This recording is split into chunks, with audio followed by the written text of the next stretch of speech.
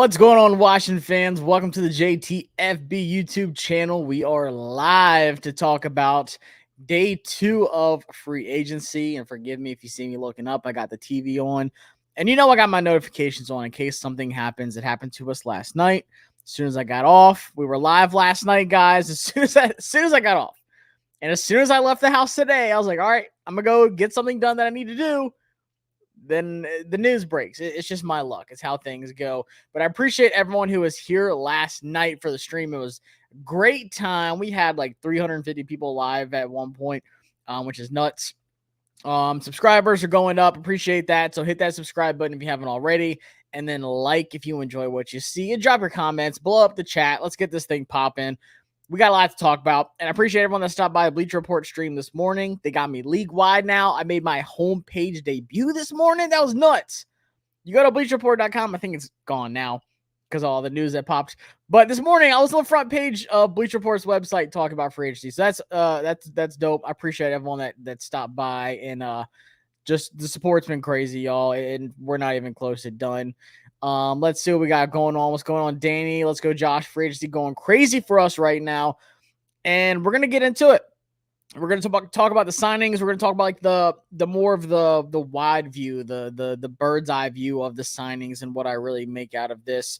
What do you predict is the next in terms of signings? I'm still sticking to my gut. I think Josh Jones is the next one. Left tackle, younger guy, once again, fits that mold of what we've been going after with a couple of these guys. Kind of did it today, too, with Jeremy Chinn. Just younger guys, kind of on the rise. Jeremy Chinn's had a bad year or two, but still, like the best ball is ahead of him. He's still like 26 years old, but super young guys. I think Josh Jones is just looking for an opportunity. And I think that's a really good signing that we need to get done. And I'm going to talk about some of our own. I'm going to talk about Cam. I'm going to talk about Kendall Fuller. I'm going to talk about a little nugget. I don't know now because there's something else that just came out. The Titans are trying to spoil some fun that I was going to brew up on here. Let's see. Red Rings 101 says Adam Peters is going crazy. Absolutely. I'm just waiting for us to re-sign anybody. Revo, at the very least. We haven't. That's the thing that's crazy. I said it and so many people got mad. They're like, slow down. This is Washington. I was like, get ready for a complete roster overhaul starting tomorrow. This is the day before free agency. They're like, slow down. There's no overhaul. Nothing's going to happen. We're going to sign like 1 or 2 people. Washington has been the most active team in free agency so far, but it's been great moves. It's not been like just reckless spending. Every signing has like had a purpose, and it's really just fit what they want this team to look like on both sides of the ball. So let's see. CP, the Truth Seeker, said more defense. What position? Who in the NFC East do you think improved the most? I like what the Eagles did, and they just got CJ Gardner-Johnson not too long ago. I think that's big. With Devontae Maddox gone, I think that was an important position for him. CJ Gardner-Johnson going back to Philadelphia. I like CJ Gardner-Johnson a lot. I think he's a fun dude. I like watching him play. Obviously Saquon, they solidified some spots on the line, got Bryce Huff.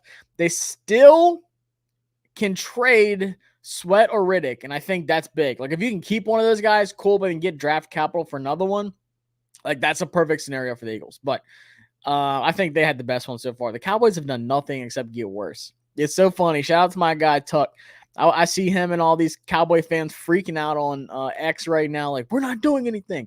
The linebackers we want are gone. The running backs we want are gone. Like, do something, Jerry. And the Cowboys are doing nothing. I think the Giants have had a really good free agency too, even though they lost my guy X. That's fine. Spent a lot of money on Brian Burns, but nonetheless, it was necessary. Get, Kayvon and Sexy Dexy some help on that D-line. But I think the Giants did good. I think we've done great. And I think the Eagles did a great job as well, like they always do. Let's see. Forrest says, now that most of the trade candidates for Fields have their QB, will Chicago be able to get rid of him? I don't know. It just sounds like they're going to keep him. Like, the only thing that makes sense is the Giants and the Raiders. Like, outside of that, I don't know. And Baldy just said, like, maybe the Rams, like, in case Stafford gets hurt, which happens often. But then also, like, maybe he's, like, the guy after Stafford a year or two from now, whatever. I don't know. But it's just crazy to me that like Fields is not going anywhere. And Ian Rappaport even said, like, it sounds like the Bears aren't even like trying to trade him. Like, they're not even like really throwing out offers or stuff like that. Like, it's weird. Don't know what the Bears are doing. Very questionable. Danny says, as long as we get an OT in a corner, I think free agency is the best we've had in a decade, to be honest. And I'm going to talk about the corner because this is really juicy. I've been sitting back today. I've been a little busy today too. But I've been sitting back today just thinking, and I sent out a couple little cryptic, posts on X today. Some of y'all saw it. But I said that a lot of these signings make pick 36 and 40 really fluid. And I'm going to tell you what that means. Let me get caught up here in the chat. Appreciate y'all, man. The commish says, what's up, Josh? Appreciate y'all stopping by. Doug says, yo, Josh, Peters did not like this roster with 12 new players and 0 resigns. Exactly. And that's what I meant. Like when I say, like, get ready for an overhaul. We traded Montez, we traded Chase. I told y'all James Smith-Williams was a free agent. Casey Toohill was a free agent, and Efe Obada was a free agent. These are all the Ashburn players that we love. Like, we just love talking about them. I still like them. I'm not dogging them. But Adam Peters looked at this roster, and he's like, holy smokes, what were they doing here? So I knew we were going to, sign some depth guys. I thought we would keep one of those. Like, the last few streams I've done, I said, I think we keep one of those 3 guys, and we signed some, like, good depth pieces. And Adam Peters and Dan Quinn sat down, like, look, we're going to get our guys. We're not going to bring back, the James Smith-Williams, the Casey Toohill, and the Efe Obada. I'm not calling them bad players because I don't think they're bad players. I saw some really good out of Obada, and I saw some really good out of Toohill. I thought Toohill would be the guy that they want to bring back and re-sign, but it doesn't seem like it because we've re-signed nobody. But I like that Peters and Quinn said, look, we're going to get our guys. We're going to build this roster. And he said, we're going to supplement through free agency, and we're going to build through the draft. And that is really hitting home right now. And a lot of people, for some reason, are telling me the opposite, like, so much for supplementing a free agency. Well, what do you think? What do you think he's doing right now? Like you said, we haven't re-signed anybody. We got 12 new players. Hell, we even got a long snapper, guys. Like, Adam didn't say, we'll wait till, this guy sucks in training camp, but we're going to see how it goes all season long. That's not what Adam Peters did. He said, look, this is a need. We need to figure this out. We got a guy. And I'm going to pull up the list here in a second. But I just want to get through y'all's chat, throw some respect towards y'all's way. I appreciate y'all blowing it up. Look right here. I'm going to just leave this up for the rest of the stream. 2 up, 2 down. Shout out to Virginia. I'm a Virginia boy. I say it all the time. I work 2 up, 2 down. I got a couple of Virginia boys out here in Texas. Cam Hart is my top corner. Welcome to the club. You are allowed in. Let me open it up for you. Don't even need to check your ID. Cam Hart is one of my favorites. I don't think he's corner 1 in the draft. But I love Cam Hart. If Cam Hart is there in the 3rd, he is a Washington Commander. I'm telling you, I love me some Cam Hart, man. He's one of my 5 draft crushes. If y'all been watching me and you've been listening, you know my draft crushes. I got Cam Hart, Ben Sinnott, Cam Kinchins. I got two other ones I'm kind of struggling. Malachi Corley's one of them. That 5th one is still open. I'm still fighting a couple spots for the official last spot for Draft Crush. Doug says, who do you think trades for Higgins? I'm not ruling out the Panthers. I'm not ruling them out just because they traded for Deontay Johnson, like in the player swap and a pick swap. They're still in the T. Higgins sweepstakes, and they need to trade that pick. That's that 2nd round pick they got. They need to trade it. What is it, like 36 or something like that? 30? No, we're 36. They're like 34 or something. I don't know. They need to trade it for T. Higgins, and they need to throw a giant bag at T. Higgins as well. Help out my boy Bryce, please. I'm begging y'all. Let's see. All right, somewhere 84. Safety is definitely a position we need to keep adding to, though. Chinn is a rotational guy at $5 million max. I'm gonna talk about Chinn because I like Chinn. Nathan says, how do you feel about Chinn? Let's talk about Chinn. Jeremy Chinn is one of those guys I love in the draft when he was coming out. Shout out to my guy Adam Aniba. I love my guy Adam. I really enjoy his draft content. The Burgundy Gold Report. Shout out to him. Definitely needed to get him on the show sometime, talk some draft prospects. But I remember just how much, like when I had him on the show during that time when Jeremy Chinn got drafted, like we both really liked Jeremy Chinn, and he just seemed like one of those defensive like weapons where you can kind of move him around a little bit. You can do different things with him. Jeremy Chinn is the exact defensive player that Dan Quinn just loves. I think Dan Quinn saw him as a cheaper Cam Curl option and said, that's the guy I want. I'm not going to speak too much on Cam because I always get in trouble when I do. If you, like I said, if you follow me at Next, you know what I'm talking about. Some reason, well, I don't want to say some reason. They hate me. Him and his dad both. But I think Jeremy Chinn was like the guy if things weren't working out with Cam, and it doesn't really seem like it is. Like I said, I'm not going to sit here and say what I think because I you know what, I will. I think Cam's overvaluing himself. I think he's looking for a big deal that's just not there.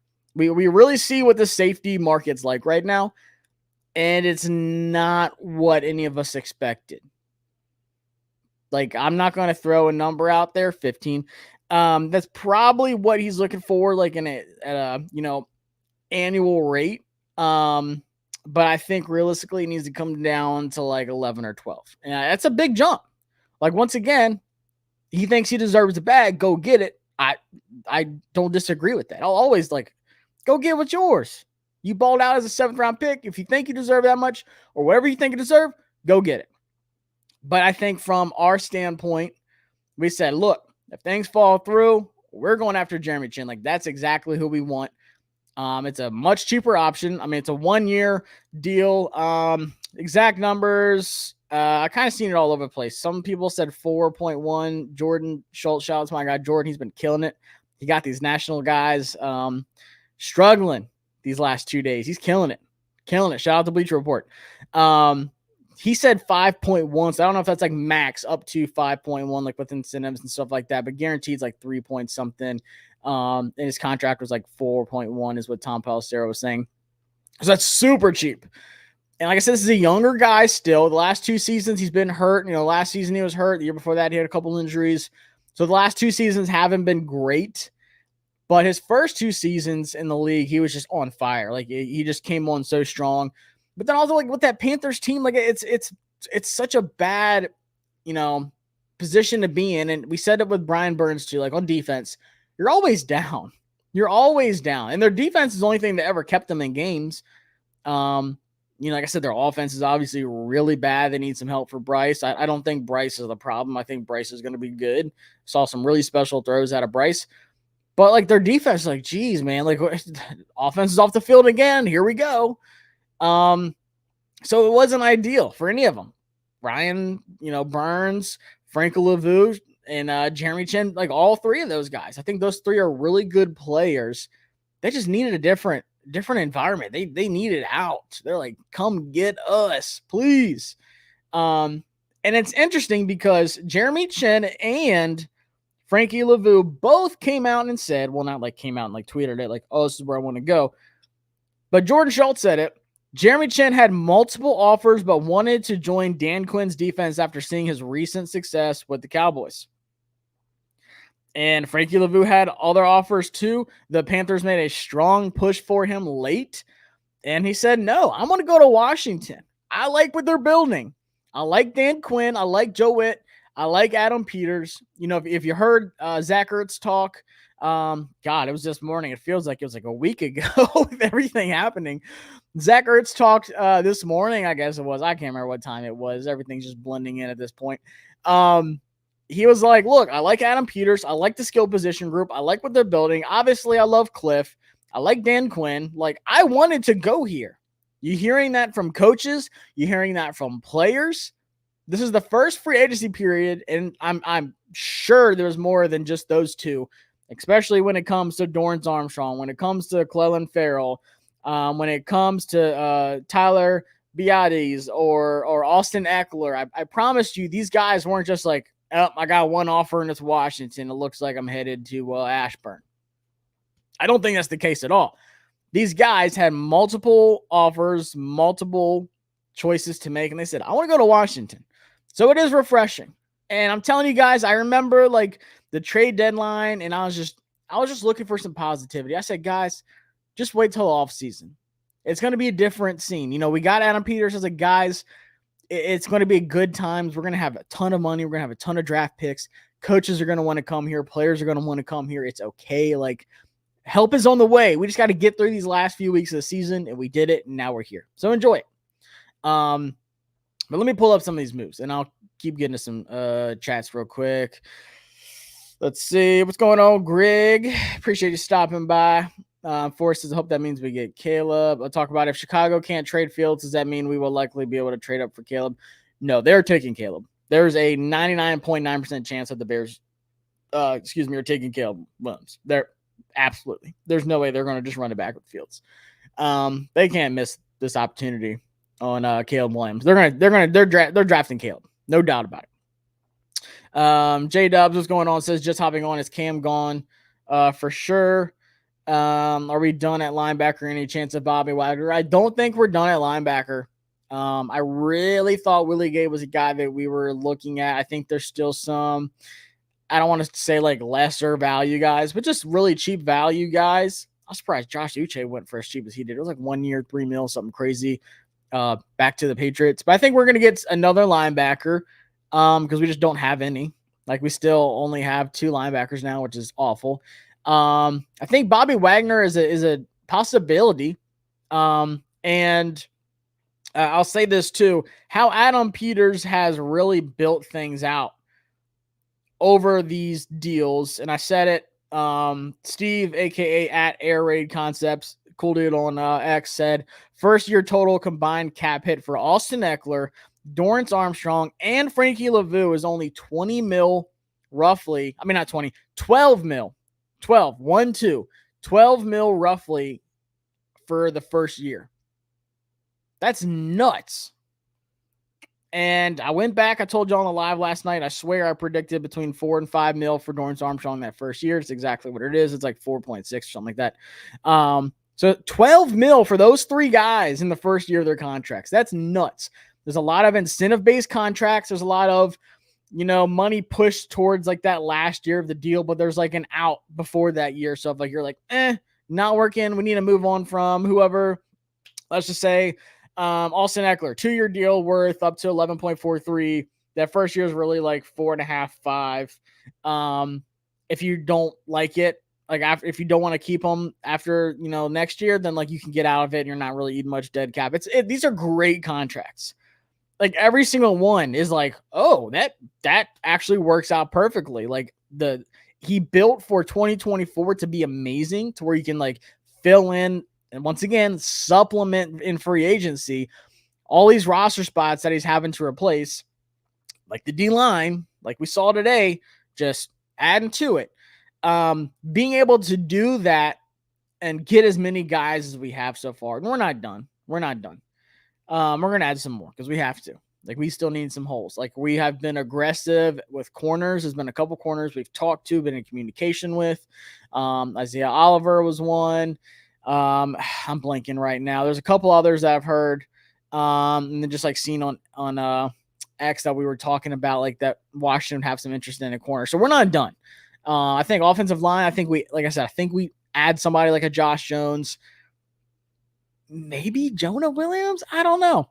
I don't think we swing big on tackle, which isn't really saying much because there's not really much left at tackle other than like Jonah and Tyron Smith. But Tyron Smith, in my opinion, isn't swinging big. He's like a 1-year stopgap, and you'd probably sign him for like 1 year, 10 mil max with I'll say 7.5 like guaranteed, and then the rest is incentive based if he can stay healthy, like max up to like 10.5. That's what Tyron Smith will look like, and I'd be fine with that. That doesn't stop you from drafting one, by the way, either. But I think Josh Jones is the guy that would be next at tackle if they decide to go that way. But talking about Cam, kind of went down a little rabbit trail. I do that a lot. I think Cam's gone. I think once we got Jeremy Chinn, like that was it. We're like, hey, it doesn't sound good. Like I think Cam's out there seeing what offers he's getting. I think Jeremy Chinn was like his replacement. The commission says we got a long snapper and a kicker. Thank goodness. with Luvu and Chinn, the versatility will be crazy, which it is. I've been watching some Luvu tapes so far this morning. Like I said, I'm gonna be doing a breakdown on all of these guys. Probably not the long snapper or Brandon, the kicker that we got. Probably not gonna be doing breakdowns on kickers and long snappers. But I'll be doing a breakdown of every single person we sign within the next, few weeks. Obviously, before the draft, I'm gonna have all that done. There's a lot of guys. So I'm gonna knock them out. They might not be crazy long. Some of them might not be, but I'm definitely looking forward to those two guys and doing some breakdowns from all 22 on those guys. Michael Moses says draft Cam Kinchins. I like this. I told you it's one of my draft crushes. I love Cam Kinchins. I think he might be there in the third just because everything else is so heavy in those first 2 rounds with wide receiver, quarterbacks, offensive line, corners. And there's a couple safeties that could be ahead of them, like the Tyler Newbins, Bullock maybe. There's a couple other ones I'm blanking right now, but I think Cam might be there in the early third. If he is, great. He would be perfect with Dan Quinn and Joey Jr. Perfect. Let's see. We have to go Jaden Daniels at 2, bro. We have to. I am still 50-50, but I'm kind of leaning towards Drake May still. Kinchins at free safety and Hart at corner would be a dangerous secondary. Ugh, I need it. Let's see. So, yeah, we've been going through pro days. Apparently, Commanders were at the Oklahoma, South Carolina, Oregon pro days. Xavier Leggett, Bucky Irving, Tyler Guyton should have been there. Absolutely. They met with a lot of those guys. We were also at Oregon State, Illinois, Western Michigan. So, like Marshawn Nealon, Oregon, could be like a Keaton, Oladapo, another safety weapon, kind of like a Chinn. Like I said, he kind of reminded me of Quan Martin. Anthony Gold, wide receiver specialist. There's a couple other guys we've met with. Let's see what happens at 2. We take a quarterback 100%. And Nathan, I want to hit on this real quick. Said I still believe in how I personally think he will end up being the starter sometime next year. I don't think he's here next year. I said it a couple times. Once we got Marcus Mariota, 1 year, $6 million contract worth up to $10 million with incentives. That's a lot for a backup quarterback. He's not quarterback 3. That's quarterback 2 money. You're not paying no quarterback 3, $6 million guaranteed. So it just doesn't look good for Sam. Not saying he's gone. Once again, he cost you nothing.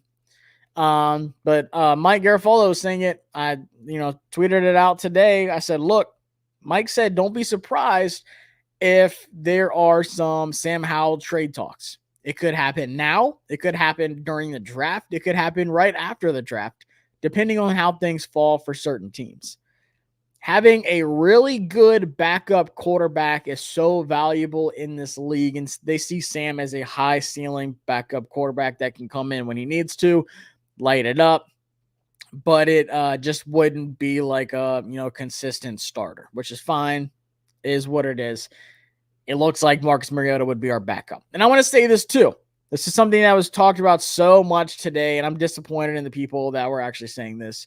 I'm not going to throw any names out there, but it's ridiculous. Saying that Marcus Mariota signing a backup quarterback means that we are going one way or another at pick number 2. I don't think Adam is 100% sold on who he's getting at 2, let alone going to let the backup quarterback, their playing style, decide the future of your franchise at quarterback. Do you think the Colts, had any sway with Gardner Minshew and Anthony Richardson, or Houston? Who do they have? Like Case Keenum and Davis Mills? Like, I think they had Case Keenum. Do you think that influenced CJ Stroud being the pick? I know I'm doing a lot of weird faces right now, but it's deserved. Just think about that out loud. Oh, they got Marcus Mariota for a 1-year deal. They are definitely taking Jaden Daniels then.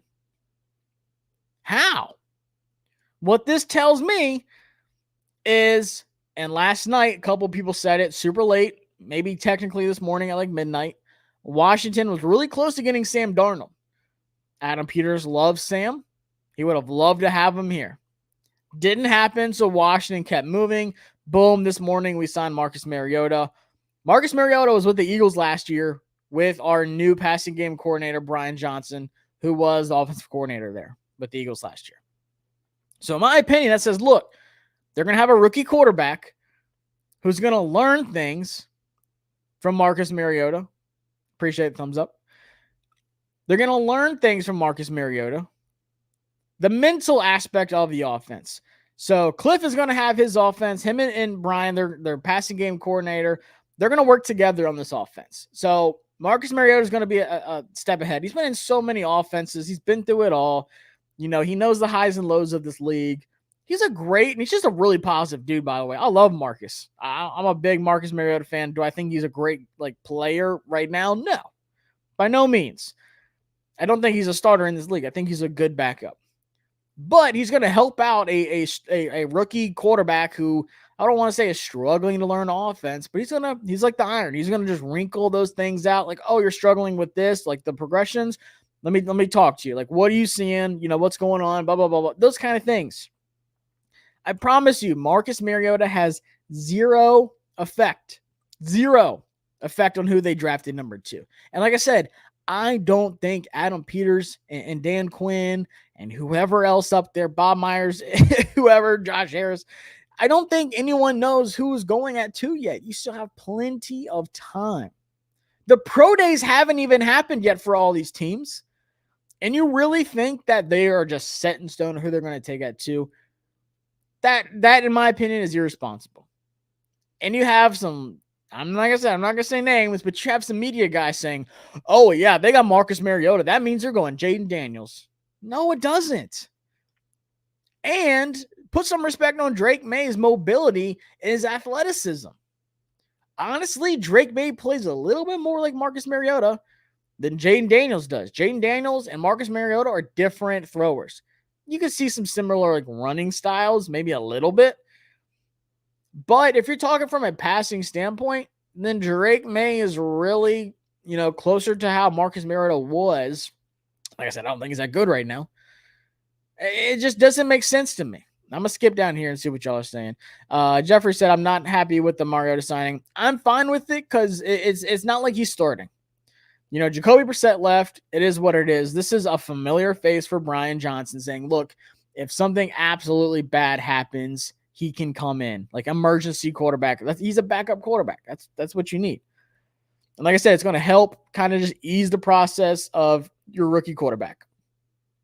And another thing I'm going to say is this offense is not going to be like advanced algebra or whatever like it was with Eric Bieniemy and Sam Howell's learning freaking formulas in his head, like these long sentences. It's not going to be that hard, but still, it's going to be good to have someone like him in the room and on the sideline with that headset in being like, hey, Drake, hey, Jaden, whoever it is. I don't care who it is. Literally, whoever they pick at 2. Let's work on this. Let's get this thing going. So it doesn't have any impact at 2. I'm telling you guys, I don't think they know who they're getting yet, and that's fine. They're not gonna rush. Like I said, pro days for LSU hasn't happened yet. Pro day for North Carolina hasn't happened yet. Pro days just started this week, so there's still plenty of time. They still have the top 30 visits they're going to set up, where they're going to be bringing guys in and interviewing them in Ashburn. There's still a ton of time left, and people think that we actually on March 12th know who we're taking over a month from now. I'm telling you, I don't know. I don't think they know yet. Do y'all think we sign more free agents in day 2 like today? I think we can get one more this afternoon. Like I said, I would like a Josh Jones, maybe a corner. I'm saying I'm not counting out Washington when it comes to the L'Jarius Sneed sweepstakes. And I know that sounds kind of crazy. But this is what I kind of meant with what I said earlier. Let me just catch up, make sure nothing crazy happened while I've been live. Just talking about Aaron Rodgers running for vice president, whatever. Crazy. That's on brand. So with all these signings, and let me pull it up real quick so we can take a look at it together, y'all. Marcus Mariota, which we've talked plenty about, Austin Eckler, Zach Ertz, Nick Allegretti, I'm going to talk about him. Haven't gone in depth with him yet. That's the one that signed as soon as we got off the live yesterday. Tyler Biadasz, Dorrance Armstrong, Clelin Ferrell, Frankie Lavu, Jeremy Chinn, Brandon McManus, and Tyler Ott. And we are actually missing a couple on here. Shame on NFL Network. So obviously Dante Fowler should be on here as well. That's what 1, 2, 3, 4, 5, 6, 7, 8, 9, 10, 11. Yeah, so they're missing Dante Fowler. But with these signings, it's really building out the roster, just saying like, look, guys, we're filling in holes and needs that we, obviously had to replace some guys with. But also, like, we have our starting center. It really sounds like Nick Allegretti is going to be the starting left guard. Like, I shared out a video when he was on Good Morning Football just saying, like, I want to go somewhere where I know I'm the starter. Looked really good, with the Chiefs, played through that injury in the Super Bowl, which was nuts. I think he'll be good to go by the season, obviously. 3-year, $16 million deal. I think that's starter material. It's not a crazy contract by any means, but I think he's in line to start at left guard, which is good. Like, okay, so you have your left guard, you have your center. Obviously, Sam Cosmi is your right guard. You need to fill out both center spots. Maybe that's what they do at 36. Maybe they move back up into the first, like I've been suggesting. Take your quarterback at 2, take one of those second-round picks, get back into the first round, take your tackle. But but then you look at these other spots. Jeremy Chinn. Then you have Quan Martin. So you have those two guys who can move around different spots, whether it's free safety, strong safety, nickel, play them up in the box, whatever. You've got options with Jeremy Chinn, Quan Martin back there in the secondary. Still a question mark with corner. Corner and tackle are like the two things we need still. And another depth guy at linebacker. And then you have Austin Eckler. So we're not going to draft a running back. You have Austin Eckler. You have B-Rob. Things are cooking in the backfield. So with these signings, it's like, hey, we are fine with taking the actual best players available in the draft.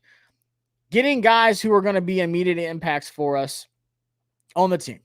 So like I said, once they figure out that tackle spot, maybe that's the pick at 36. Like I said, maybe they move up, whatever. But pick 36 and pick 40 are very fluid right now. They don't have to take an edge guy. Because like I said, you have Dorrance Armstrong. Clelin Ferrell actually was really good for the 49ers before he got hurt. And then Dante Fowler, high motor guy, gets production, still young. Ferrell, still young. Both were first-round picks. High upside. Dorrance Armstrong, like I said. But then you have KJ Henry, who could rotate in. You have Andre Jones, who I like. So maybe they're fine with what they have on the edge, rotating guys in. Maybe, moving Dorrance Armstrong inside, putting Clelin Ferrell on the outside, running some 5-2, just hard-nosed, get after the quarterback. They already said they're going to bring some blitzes with Jamin Davis. They're going to bring some blitzes with Frankie Lavu too, because he's really good at it. So maybe they're fine with the defensive line. Maybe they don't draft an edge rusher like we've been doing in the mock drafts with pick 36 or pick 40. Maybe they're like, look, we don't have to. But if the opportunity presents itself, like we're not going to pass up on certain guys. But it's just a different approach than what we're used to. So you have one, probably, I think, obviously 2 holes on the offensive line to fill still. Like I said, free agency is not over. There's still time. They can sign somebody. So they have to figure that out. And then corner, if you lose Kendall Fuller, which it sounds like they're going to, you got to replace him. Maybe you have a stopgap with Stephon Gilmore. He can help mentor Emmanuel Forbes. You figure out what else is going on. You can play some Quan Martin at corner. He's actually good at corner, whether it's nickel, outside, or whatever. But these signings kind of just set you up for like, hey, we're going to take who's the best player at 36. Now, whether it's like a safety or a really good wide receiver, offensive line, whatever, it's not the approach of like, okay, let's see what our needs are on the list right now. Okay, we really need to take a left tackle here. Let's just take the best one available. I think that Adam Peterson, you've seen this approach, how he was responsible for those, late rounds in the draft with San Francisco, getting, the Dre Greenlaws in the 5th, getting the Kittles in the 5th, just being able to get those value players, even if it's not like a giant need at the time, here have impactful players, but then also if you have an opportunity to trade for L'Jarius Sneed, I'd trade pick 40 for him. I might even trade pick 36 for Snead. If you're losing Fuller, I'm fine with trading that for Snead, who in my opinion was the best corner in the league last year. He only allowed 1 touchdown, and it was an insane touchdown, by the way. It should not have been caught. So like I think that's on the table. I'm not saying that Washington is interested. I think, but I'm not saying that they're not. I'm not ruling it out. It sounds like the Titans are being very aggressive right now. It sounds like they are in that market of possibly trading for L'Jarius Sneed. But I'm not ruling it out. These signings allow you to say, hey, if there's an opportunity to get a game-changing guy for a 3-year deal for Snead, we can trade a pick for him. Let's do it. We have the draft capital. You still have another second-round pick to get that tackle. So, in my opinion, if they take a quarterback at 2, whoever it is, take a tackle at 36, and they trade pick 40 for L'Jarius Sneed, I'm fine with that. Or if they just draft a corner at pick 40, I'm fine with that. It is a premier position in the league right now. And we have seen how bad it is when you don't have a good one. I think Kendall Fuller has been great. Like I said, I think Kendall Fuller has been one of the most underrated guys on this team for a long time. Long time. I love me some Kendall Fuller. But it sounds like they're going to lose him. It sounds like he's at least testing the market out there, and it doesn't seem optimistic that he's going to come back. So if you lose him, you have to have somebody that can replace him and be really good. So I think a couple teams are waiting, and I'm going to pull up here in a second. Let me get to some comments real quick. Shout out to Terry, a member of the channel. If you're not a member of the channel already, it's only $2.99 a month to support the channel. We have Ashburn Syndrome with players on this roster. AP and DQ are like, it's meh. I'm still not used to saying DQ all the time. I know. Fat kid at Hart, I just think of like a Sunday or a milkshake or something. I'm like, DQ. But yeah, it just, you could tell that they looked at this roster and like, no, we need to get this thing right. And I think that you really saw that when he said we're going to supplement through free agency. Like, we know what we're losing, but don't worry, guys. We're going to replace them with guys that we want. Like, we're going to set up this roster, the foundation of it. We're going to build up this roster, and I think they've done a great job. Like I said, between like guys like Tyler and Dorrance and Clellan and Dante, even like Austin Eckler, Zach Ertz, like, and then finally putting some respect on the linebacker position with a guy like Frankie Lavu, but then also Jeremy Chinn. And the thing is that these are just guys, not all of them. You can mark out Mariota, Eckler, Ertz, but everybody else is like younger guys who are ascending or can ascend even more than what they are currently because of their age. I love that. I'm telling you guys, if you watch my prediction video, I was like, this is a trend that I want, and I hope they follow. People were saying, oh, they're going to sign up just a bunch of vets. We're going to just see nothing but like 1-year deals and old guys that I don't want. They're not going to sign anyone like valuable. Say what you want about Zach Ertz. I love the dude. I'm glad he's here. He's cool. But everybody else is like, dude, they can make a giant impact, and they're not like crazy old. I'm still down for getting a guy like Bobby Wagner on a good deal, but they built this thing to set up to succeed right away, but then also like maintain it. You see a lot of these 3-year deals, 2-year deals, and incentive-based deals. It's great. I love it. Let's see. Will Dick says Dante Fowler's been in the league nearly 10 years. I'm not sure he's that young. No, he's actually young. Let me see. Let's go. I was looking at Jeremy Chinn. Let's see. Dante. It seems like Dante Fowler's been in the league for a long time, but I swear he's actually not that old. Let's see. 29.6. So he's 29 years old. He's not that. If he's old, then that means I'm old.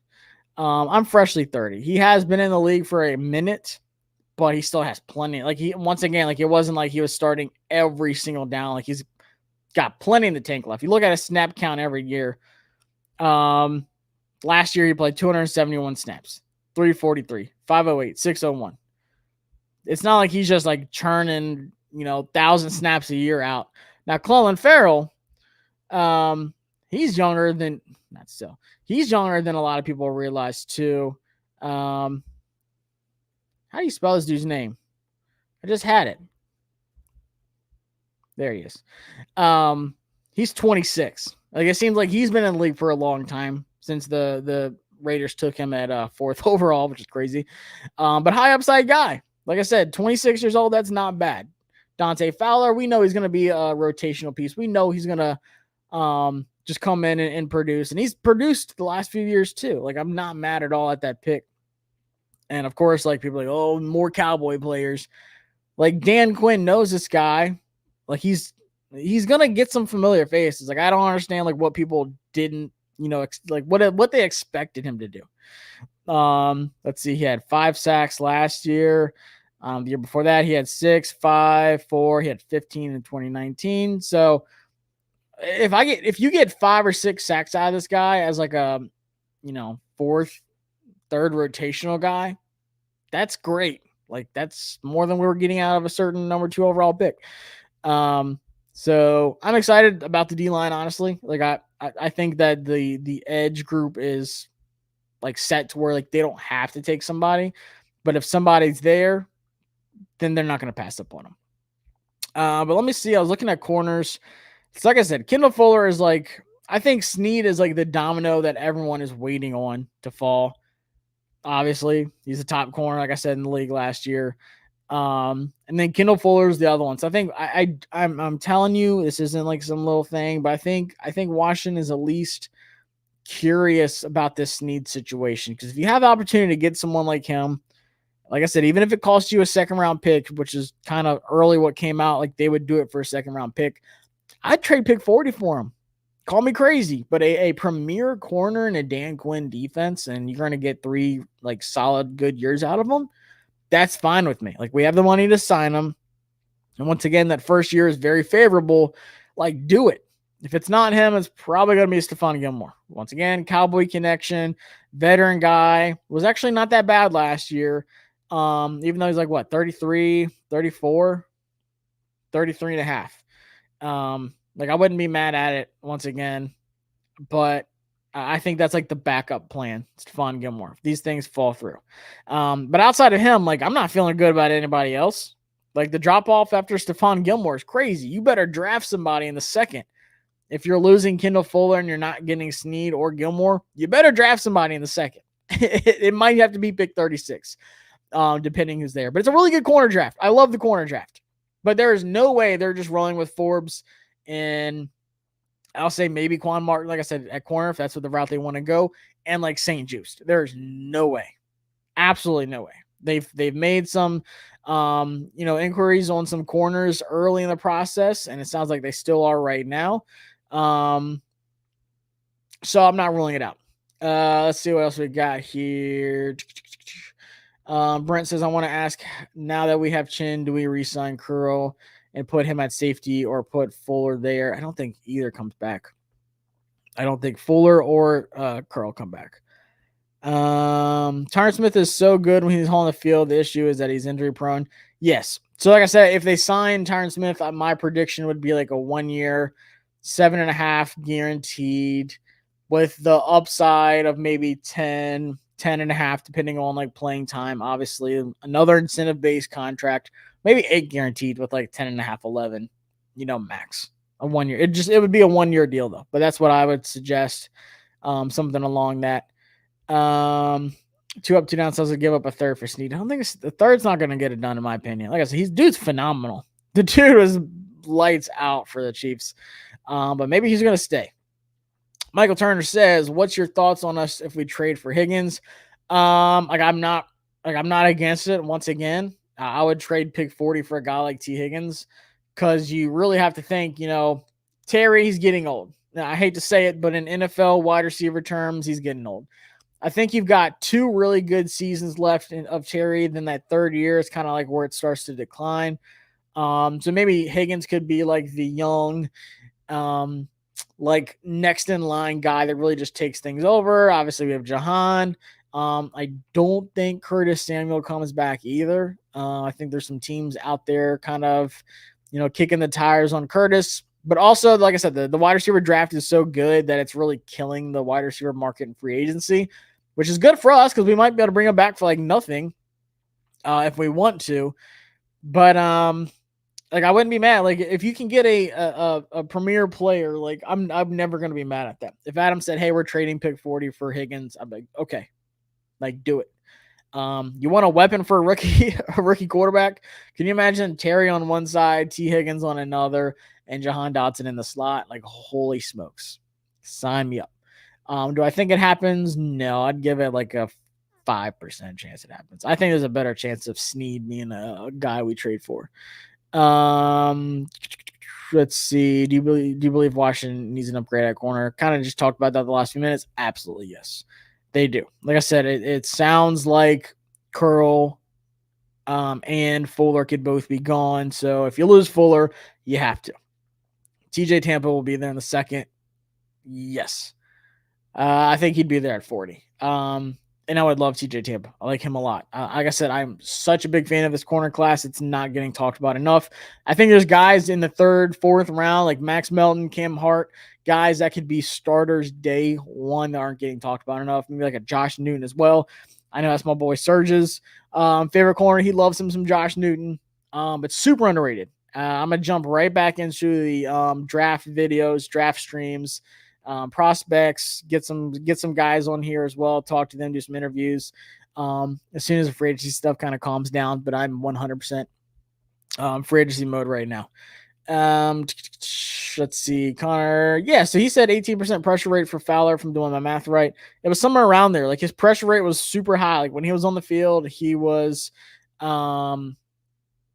like, he was productive. Like, he was making a difference. Armstrong is only a consistent starter. The other DEs are part of a rotation. Yeah, which, like, and honestly, like, Dan Quinn ran out of a rotation, and the 49ers were doing a rotation as well between Chase and Clelin Ferrell was getting more snaps over Chase before he got hurt. And then, Clelin Ferrell gets hurt.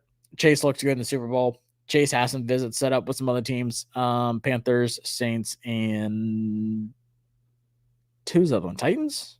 I think so. Titans. Connor says Adoree Jackson. I don't know. Just Adoree Jackson doesn't really excite me. Maybe like it was a few years back. Let me see. There's a lot of repeats here. One round you have Ben Sinnott going. Oh man, this is a bad tight end class too.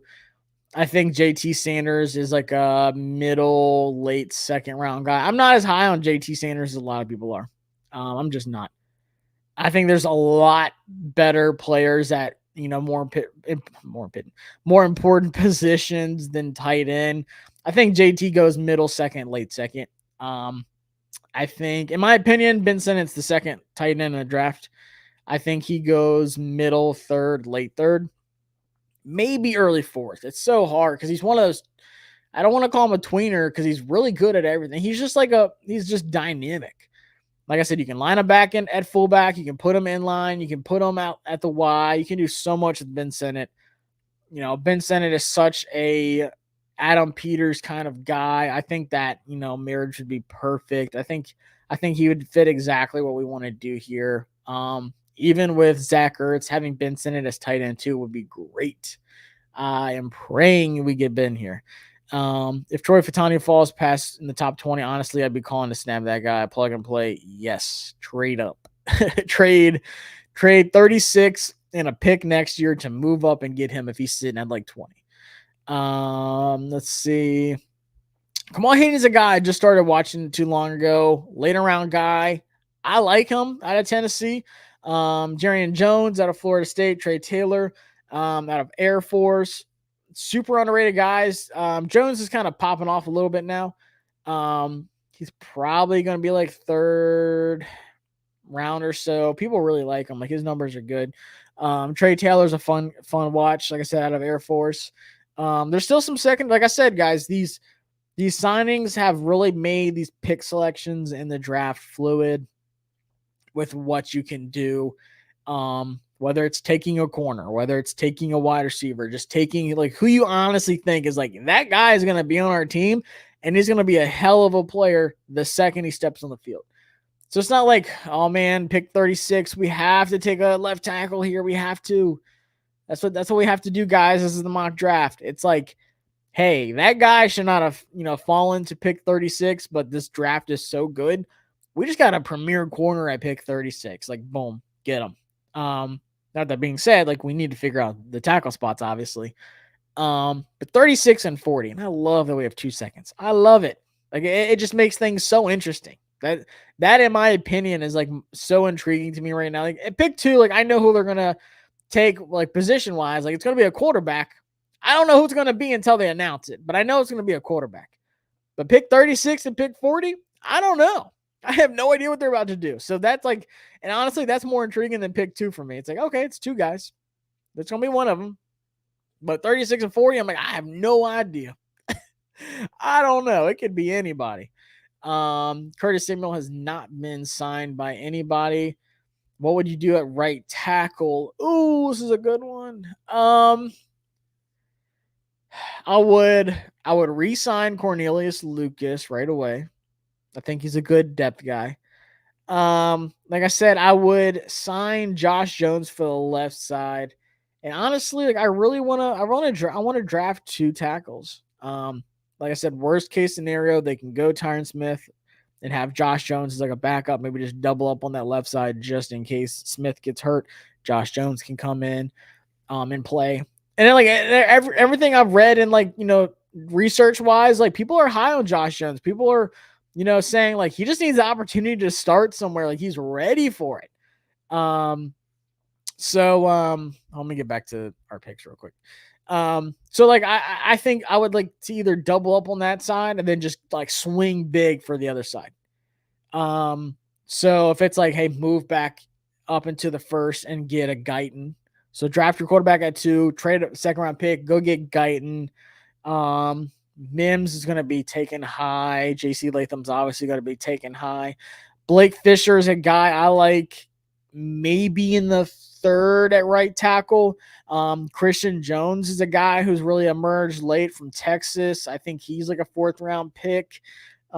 Kingsley Sumatai out of BYU is a guy that can play left tackle or right tackle. That right tackle spot's really intriguing too, though.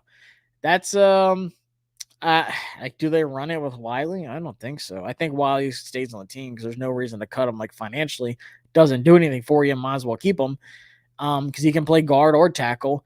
Let's see, but yeah, I at right tackle.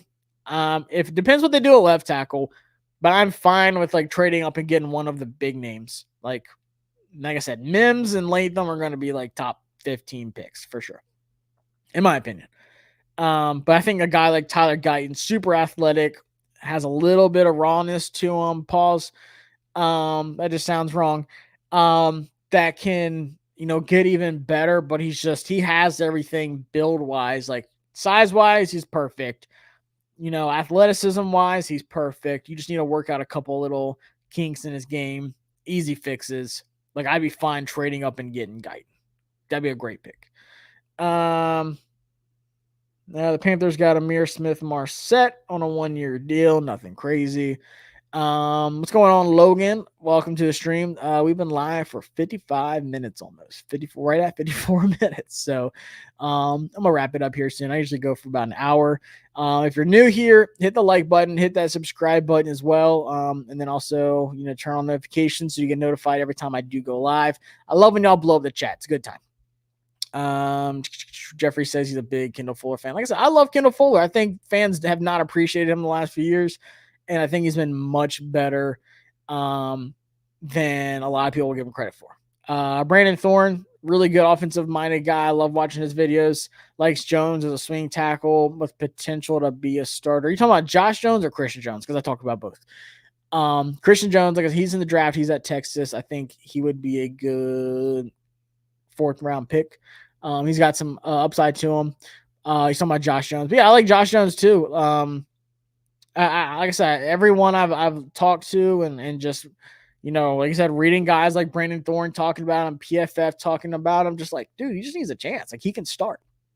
So if that's the route they go at left tackle, which it kind of like is the flow. Like, okay, if the opportunity is not there for us to draft a guy like at the edge position that we really like, or we're at 36 and it's like, dang, there's a really good corner, but there's also Adisa Isaac. Who are you going to pick? They're like, hey, we don't have to take an edge. We've got Dorrance Armstrong, we got Clelin Ferrell, we got KJ Henry, we got Dante Fowler. We can make that work. We can run that for the season. Maybe get a guy later on in the draft. We can figure that out. But so far, Dorrance Armstrong going to start outside. We can rotate him with somebody else, but we can rotate on the other side. Maybe they like what they saw out of KJ Henry. I don't know. But we don't have to take an edge right now. So let's go ahead and take that corner that has no business being at 36. Like I said, you're going to see some players and some top guys at those two spots in the second. Like this, the top 60 or so, I'll say top 70 of this draft is insane. It is remarkable. This draft is like franchise altering. And I don't say that, I'm not exaggerating. I do not say that likely. I think this draft is just a franchise-changing draft, and I'm so glad we have the draft capital we do. Now, I know I said I'd be okay with trading for a guy like T. Higgins or L'Jarius Sneed because those guys are out of this world. But if we don't, and very unlikely that we do trade for either of those two, you have some really good guys there. But say, I don't know, Kool-Aid McKinstry is there at 36, and Adisa Isaac is there at 36. I'm taking my boy Kool-Aid or Terrion Arnold.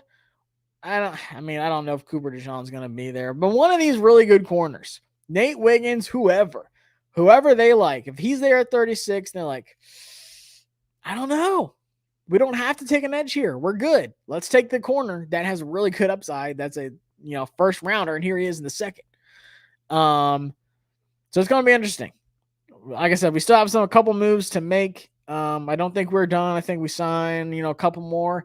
I really want to see what we're doing with our guys, but it doesn't sound like anyone's coming back, really. Like I said, you look down here. I mean, we got our long snapper, we got our kicker. Like, we're replacing everybody. We are overhauling the roster on offense, defense, and special teams. And like I said, Dante Fowler's missing from this list, but like I said, Eckler's there, so you're not going to draft a running back. Zach Ertz doesn't stop you from getting a tight end.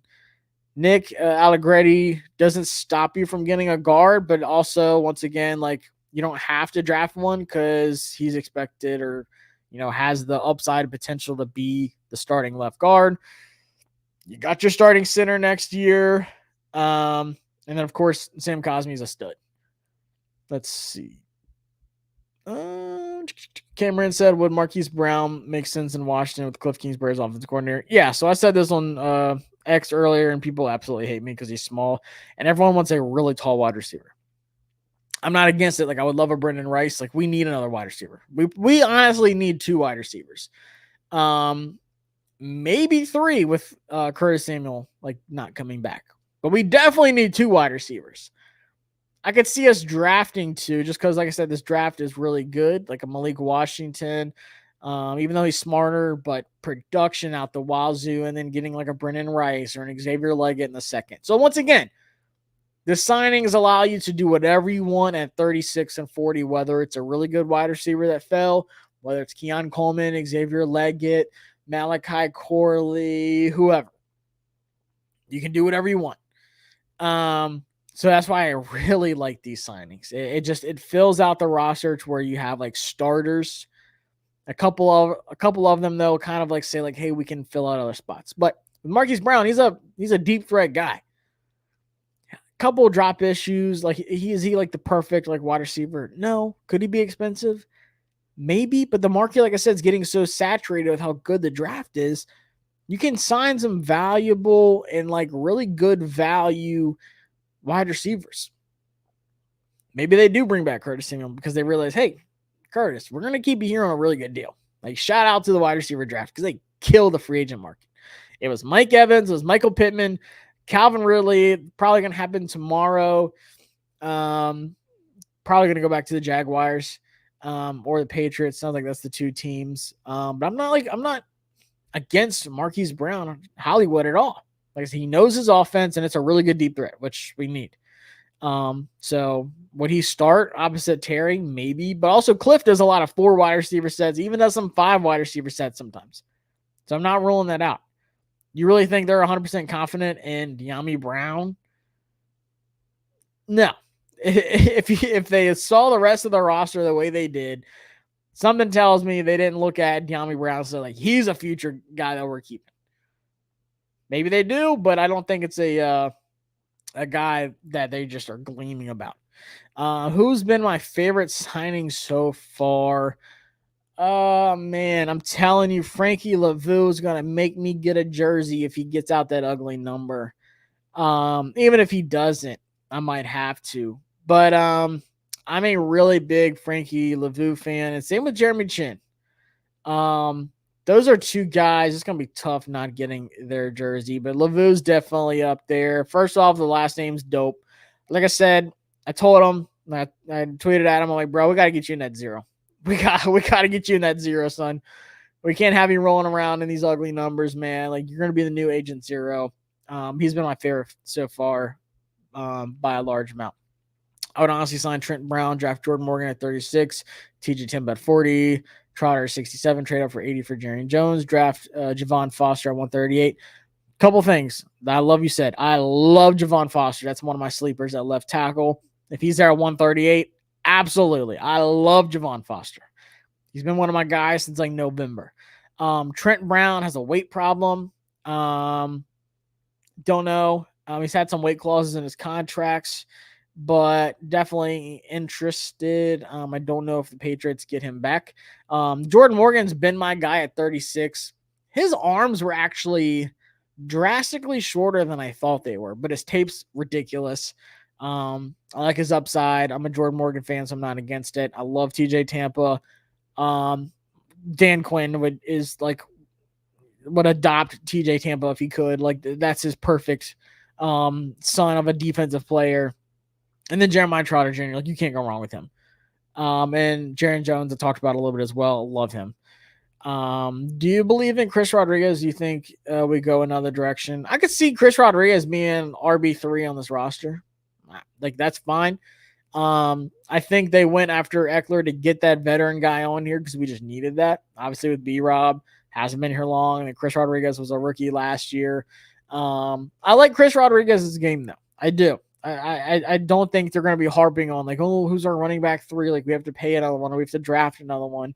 I think they're fine rolling with Chris Rodriguez. He showed some good juice. His, like, yards per carry were impressive. Like, at one point, he was like 4.5, 5 yards per carry, something like that. But I like his running style. I like what he brings. Like I said, you're going to wear teams out with just being physical with B-Rob. And then you're going to have Austin Eckler out there if he's healthy.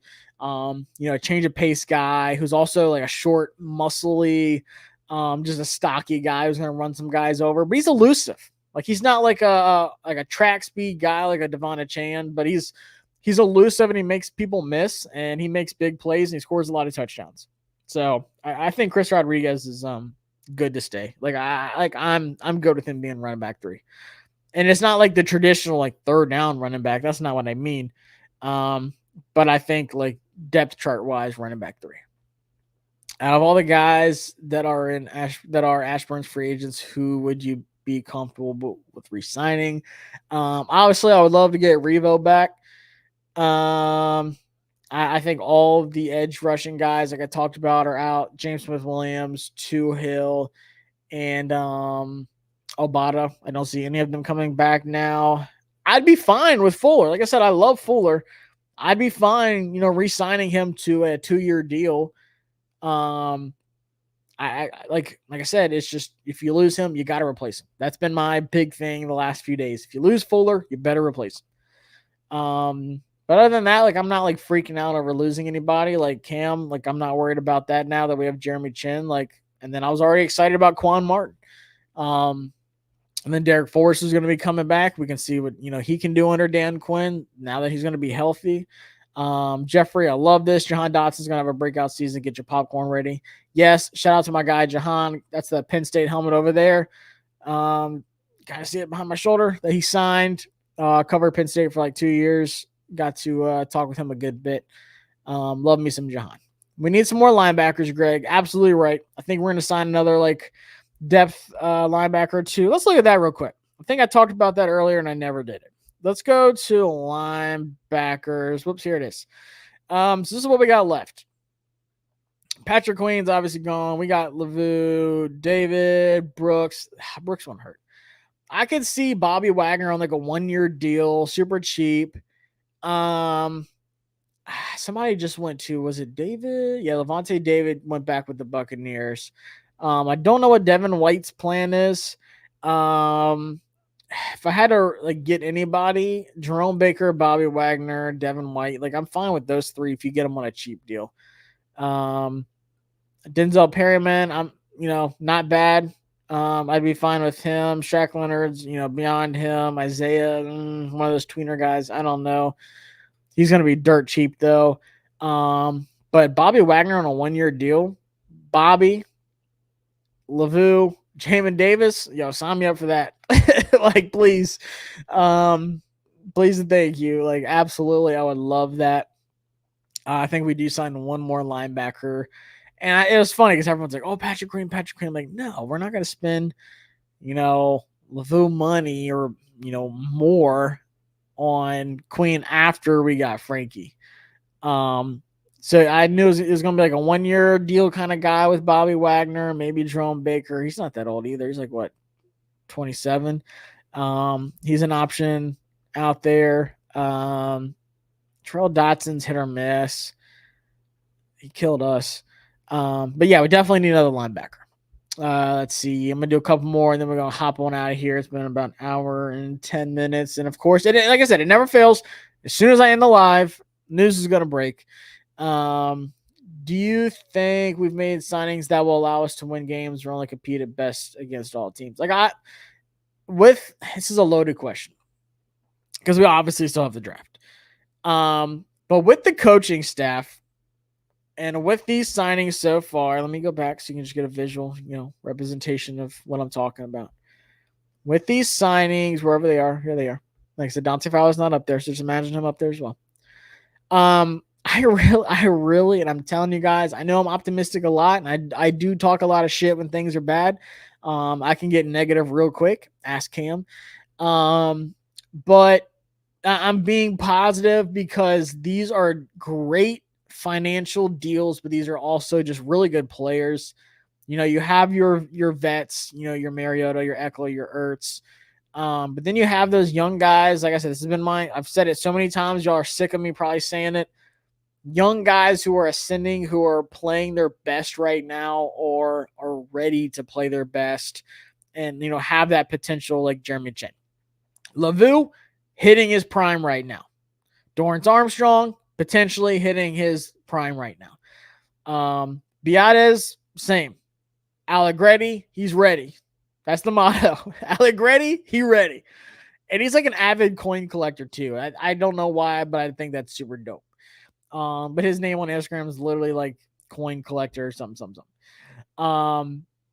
So like all of those like bottom guys, even, Clelin Ferrell, I think he's ready to show like, look guys, I got it. I can be this dude.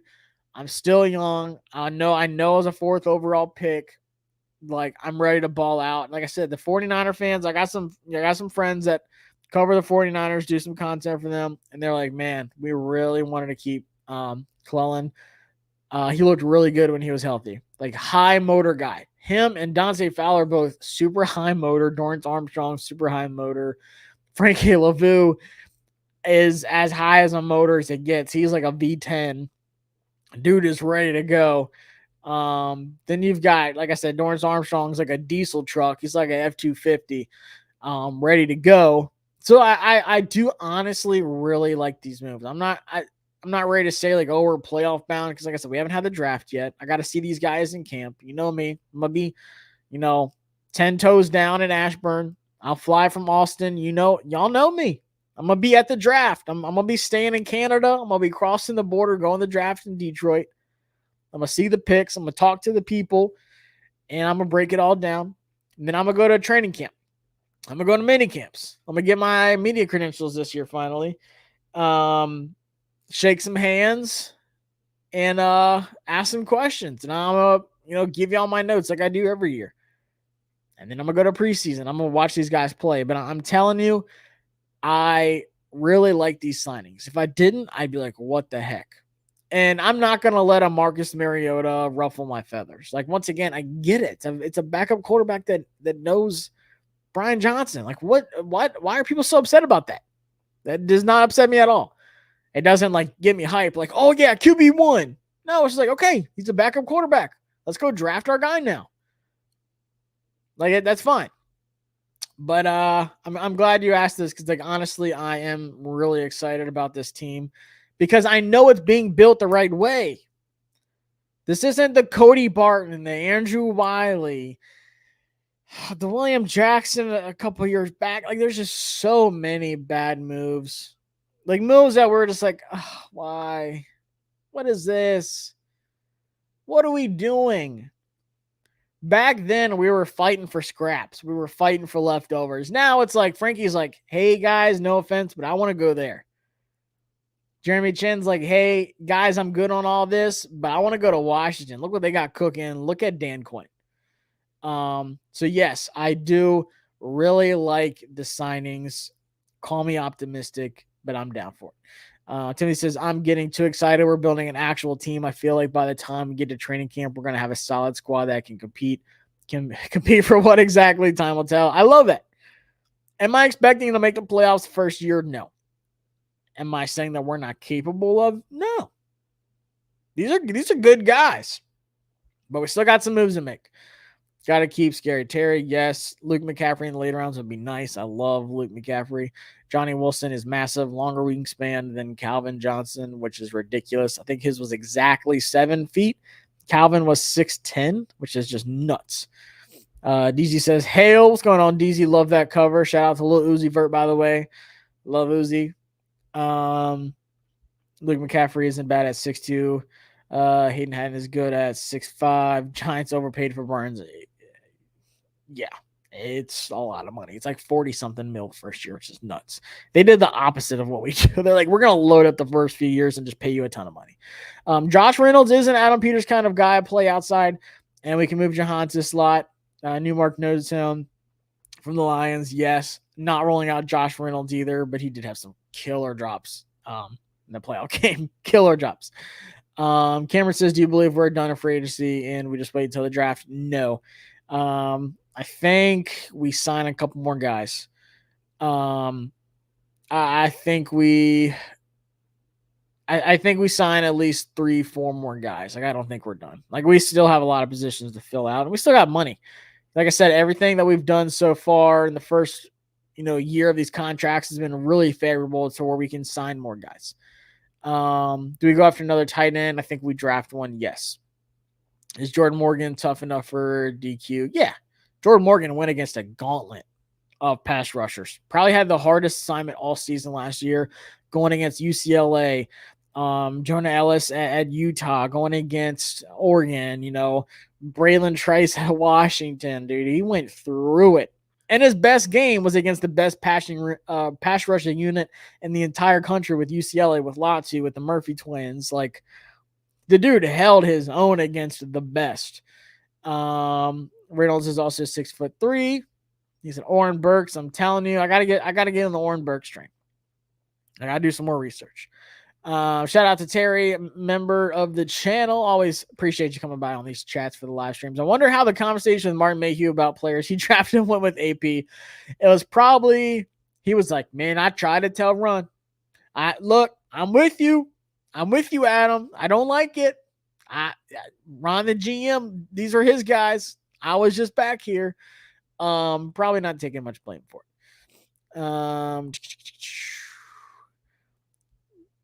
Yeah, so like I said, I think, shout out to Dante Fowler. I think, I don't think he's going to be like a third rotational guy, like depth chart wise, but I think he is going to get start. Like, I don't think he's going to start day one.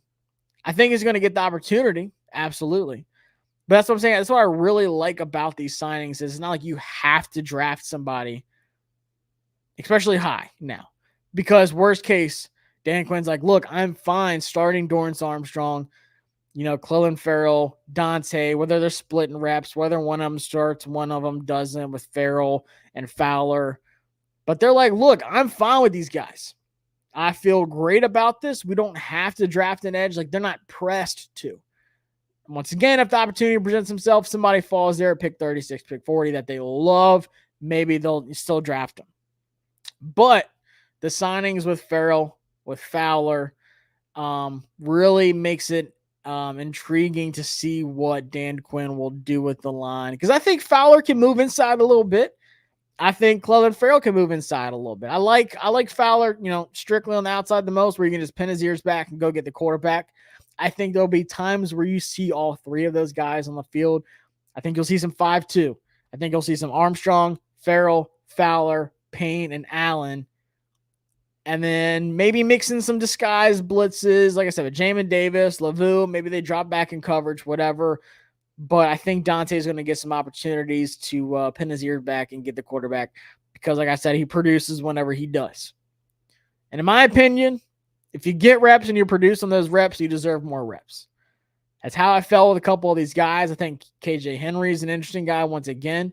That's going to say, hey, I can get after the quarterback too. Maybe we need to see what we got in KJ Henry. And I like Andre Jones too. So if they rolled with this defensive line to start the season, I'm not upset about it. I love this edge class, but I'm not mad at it at all. He and Armstrong will probably be the two starters, but definitely a possibility. Like I said, between Clelin Ferrell and Dante Fowler Jr., it's going to be close. That's going to be a good battle in training camp. That's going to be one of the ones I write down. Who starts opposite of Armstrong? And like I said, Armstrong can play not like zero tech, but I think he can line up a little bit more inside, like inside tackle, right outside the guard on that line as well. So you're going to see a lot of things.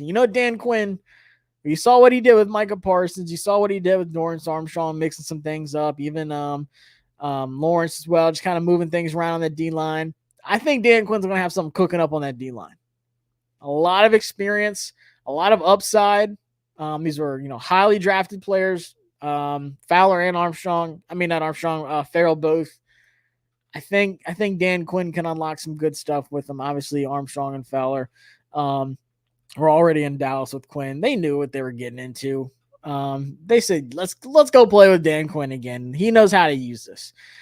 Jeffrey says, yeah, JT. Lavu is my favorite thus far. Also, absolutely love Lavu. High motor dude. Let's see. Timothy, I'm going to end on this one because it's a good one. Is there a player out there that your jaw would be on the floor if we sign? I know a lot of big players have been snapped up already.